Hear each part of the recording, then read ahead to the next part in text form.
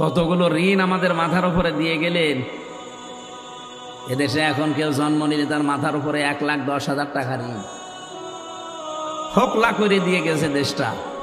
আর বলে যে আমি কি করেছি, যে আমার অপরাধ কি? আপনি এখনো অপরাধ টের পাননি? আপনার জীবনের সবচাইতে বড় অপরাধ আয়না ঘর। হ্যাঁ, কথা বলেন না কেন? আর এই আয়না ঘরের কারণেই কিন্তু তামাম দুনিয়ায় 257টা রাষ্ট্রের 10 জন নিকৃষ্ট মানুষের তালিকা পেয়েছি কয়েকদিন আগে। এই যে আজকে 4 তারিখ, 1 তারিখে তালিকা বের হয়েছিল।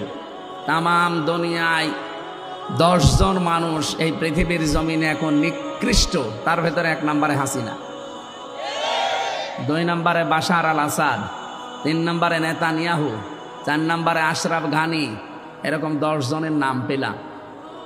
অন্য যাদেরই নাম থাক আমার অসুবিধা নেই, কিন্তু 1 নম্বরে আমাদের আল্লাহর ওলির নাম।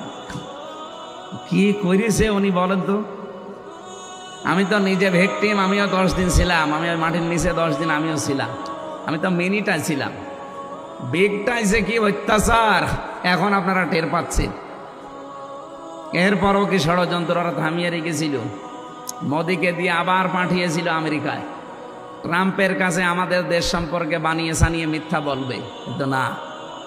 যেই দিন মোদি গেছে ট্রাম্পের কাছে, ঠিক ওই দিন আন্তর্জাতিক মিডিয়াগুলো নিয়ে ডক্টর ইউনূস আয়না ঘরে গেছে।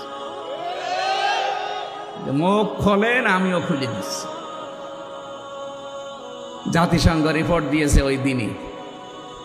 ট্রাম্প যাতে মাতাল হলো তাহলে ঠিক আছে। যেই কথা শুনেছে, শোনার পরে এদিকে আন্তর্জাতিক মিডিয়া সব আয়না ঘর উন্মুক্ত করেছে। এই দেখেন, এই করেছিল।